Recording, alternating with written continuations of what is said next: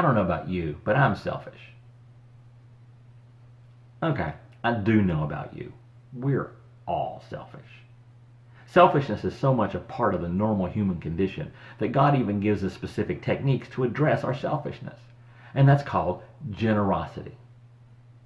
God tells us to be generous toward the poor and the needy. God tells us to be generous toward the church and other things that advance His kingdom. And each of those helps us with our generosity and a number of other things.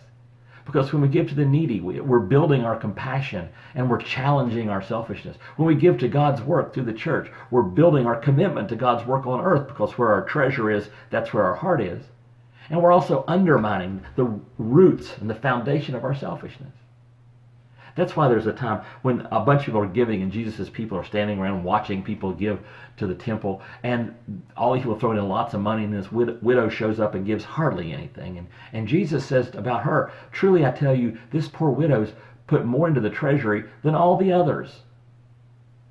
Why? Well, because she had so little, her giving showed a greater commitment to God's work. And it challenged her own selfishness in a much deeper way. In other words, get this, she'd done more to advance her own spiritual development than they had. Which gives us a corollary that I want you to get.